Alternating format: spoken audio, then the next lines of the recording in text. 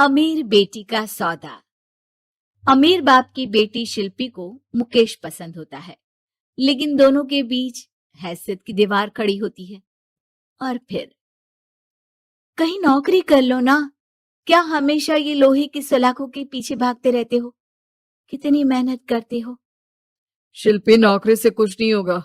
तुम लोगों की हैसियत तक पहुंचना है तो अपना ही बिजनेस करना पड़ेगा, वरना तुम्हारे पापा किसी और से तुम्हारी शादी करवा देंगे। अच्छा, ऐसे किससे करवा देंगी? मैं तो तुमसे ही शादी करूंगी। बोल दिया तो बोल दिया, बस। मुकेश उस बेचारी को समझाता भी तो क्या। दुनिया के रीति रिवाजों से काफी दूर थी शिल्पी। भले ही बड़े बाप की बेटी, लेकिन सादगी इतनी कि क्या कहना। बेटा शिल्पी, कल तुमको देखने लड़के वाले आने वाले हैं, तैयार रहना। मैंने तुम्हारी माँ को समझा दिया है। घर के सारे नौकर चाकर को वो समझा देगी कि स्वागत कैसे करना है। कैसी बात कर रहे हैं पापा? मैं तो मुकेश से प्यार करती हूँ, उसी से शादी करूंगी। मैंने आपको बताया था ना। मुकेश किसका बेटा है? वो स्टील किंग सिंघानिया का, या वो जो बड़े ज्वेलरी वाले हैं मेहता, उनका? नहीं नहीं पापा, वो अपना ही काम करता है, लेकिन एस्टेब्लिश नहीं है अभी। पापा, वो आपके पास तब आएगा जब कुछ बन जाएगा। आप प्लीज थोड़ा सा वक्त दे दीजिए। पिता को शिल्पी की बात पर गुस्सा आ जाता है। वो उससे कुछ नहीं कहते और शिल्पी की माँ के पास जाते हैं। ये संस्कार देकर बड़ा किया तुमने शिल्पी को, और कैसे मैं किसी भिखारी के साथ उसकी शादी कर दूं? कौन है ये मुकेश? मैं जानती हूँ, बड़ा ही होनहार लड़का है। शिल्पी से बहुत प्यार करता है और शादी करना चाहता है। अरे ऐसे कैसे मैं किसी से भी अपनी बेटी की शादी कर दूं? कोई भी उठकर आए और कहे कि मैं शादी करना चाहता हूं तो मैं शादी कर दूं? कान खोल कर सुन लो, कल उसे अच्छे से तैयार कर देना, क्योंकि जो लड़का मैंने देखा है शिल्पी के लिए, वो करोड़पति घर का बेटा है, समझी? लाख मना करने पर भी शिल्पी को उस लड़के से मिलवाया जाता है जो उसके पिता ने उसके लिए देखा था। देखिए, मैं किसी और से प्यार करती हूँ और उसी से शादी करूंगी। ये तो बहुत अच्छी बात है कि तुम किसी और से प्यार करती हो, क्योंकि मैं भी किसी और से प्यार करता हूँ। लेकिन शादी तो हम दोनों को ही करनी होगी, जानती हो ना, ये बिजनेस और ये सारा कुछ।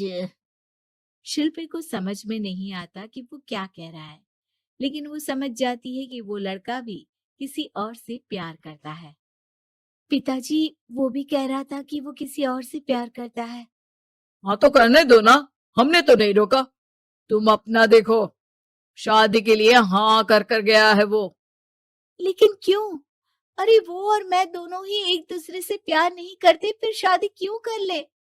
पापा, एक बार सिर्फ मेरे कहने पर आप मुकेश से मिल ले। पिता शिल्पी के कहने पर फॉर्मेलिटी के लिए ही सही, लेकिन मुकेश को घर बुला लेते हैं। देखो, ज्यादा वक्त नहीं दे पाऊंगा। ये बताओ कि शादी के बाद कहाँ रखोगे उसे? 2 कमरे के मकान में? नहीं सर, मैंने 2 साल के बाद का सारा प्लान कर लिया है। मैंने आयरन इंडस्ट्री खड़ी करने के लिए पूरा ब्लूप्रिंट तैयार किया है। मेरी खुद की जगह है दादाजी की। बस थोड़ा फंड का अरेंजमेंट हो जाता तो काम शुरू कर देता। अच्छा, मतलब तुम यहाँ फंड रेज करने आए हो? मुकेश समझ जाता है कि उसके पिता शिल्पी की शादी उससे कराने के मूड में नहीं है। फंड आप कभी दे भी नहीं पाएंगे मुझे तो सिर्फ शिल्पी चाहिए। मैं उसके बिना नहीं रह सकता सर। मैं उसे बहुत खुश रखूंगा। वो तो हर पति का धर्म होता है। वो तो मैं किसी से भी उसकी शादी करा दूं, वो उसे खुशी रखेगा। लेकिन देखो, मैं ज्यादा बात को घुमाना नहीं चाहता। वो बड़े घर की लड़की है, उसे काम काज की आदत नहीं। अभी वो समझ नहीं रही, लेकिन तुम तो समझो। मैं किसी भी हालत में शिल्पी की शादी तुमसे नहीं करवा सकता। मुकेश पिता से लाख मन्नतें करता है, लेकिन वो नहीं मानते। शिल्पी की शादी उस अमीर लड़के से हो जाती है। शादी के बाद क्या हम लोग मेरी माँ के घर चले? मुझे उन लोगों की बहुत याद आ रही है। हाँ हाँ, जाओ जाओ। वैसे भी आज मैं अपनी गर्लफ्रेंड के साथ मसूरी जा रहा हूँ, तुम जा सकती हो। कैसी बात कर रहे हैं? अब हम लोगों की शादी हो गई है, आप कैसे किसी और लड़की के साथ जा सकते हैं? अरे मैंने तो तुम्हें शादी के पहले ही बता दिया था कि मेरी कुछ गर्लफ्रेंड्स है। अब प्लीज ये टिपिकल बीवी वाला रोना धोना शुरू मत कर देना। शिल्पी पिता के घर जाती है और माता पिता को सारी बात बता देती है। इतना गंदा इंसान निकलेगा, मैंने तो सोचा ही नहीं था। अरे क्यों कराई मेरी फूल जैसी बेटी की शादी ऐसे घर में। और तो क्या हो गया, शुरू शुरू में हर घर में ऐसा होता है, धीरे धीरे ठीक हो जाएगा। और वैसे भी उन लोगों के साथ हम लोगों की एक बड़ी डील फाइनल हुई है, समझी। उन लोगों से रिश्ता बनाकर रखो, तभी पैसों की बारिश होगी। पापा, अब समझ में आया कि आपने मेरे साथ ऐसा क्यों किया। मुकेश आपके सामने गिड़गिड़ा कर गया कि वो मुझे बहुत खुश रखेगा, लेकिन आपने मेरी शादी एक ऐसे लड़के से करा दी जो किसी और लड़की से प्यार करता है और शादी सिर्फ समझौते के लिए कर रहा है। पापा, मैं जा रही हूँ, लेकिन इस घर में कभी पैर भी नहीं रखूंगी। आपने मुझे सामान की तरह इस्तेमाल किया।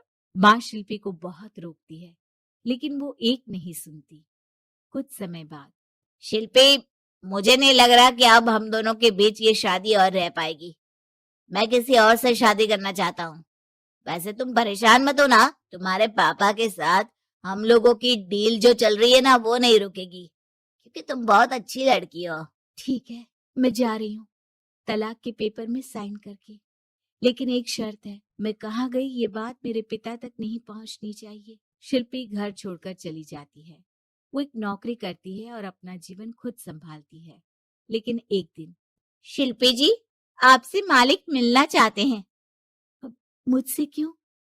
शिल्पी मालिक के कमरे में जाती है, जहां सामने मुकेश होता है। अरे आप, आपको देखकर बहुत खुशी हुई, बहुत बड़े आदमी बन गए। थैंक्स, पर तुम्हें नौकरी करने की क्या जरूरत पड़ गई। मैंने तो सोचा भी नहीं था कि तुम मेरी शिल्पी होगी। तभी वहां शिल्पी के पिता आ जाते हैं। शिल्पी, तुम्हारे बारे में माँ से पता चला। घर चलो बेटा, मुझे माफ कर दो। मुकेश, मैं यहाँ अपनी कंपनी के काम के लिए आया हूँ। तुम्हारी कंपनी की डील अगर हमें नहीं मिली तो हम बर्बाद हो जाएंगे। वैसे अब तुम चाहो तो शिल्पी की शादी मैं तुमसे कराने को तैयार हूँ। बस करिए पापा, ये क्या सौदा लगा रखा है आपने। जिस कंपनी से आपकी डील हो, अपनी बेटी की शादी उसी के घर करा देते हैं। शिल्पी मुकेश से माफी मांगती है और वहां से जाने लगती है कि मुकेश उसे रोक लेता है। रुको शिल्पी, ये सब कुछ तुम्हारे लिए है। ये कंपनी, ये नाम सिर्फ तुमसे शादी करने के लिए ही खड़ा किया था। मैं आज भी तुमसे बहुत प्यार करता हूँ।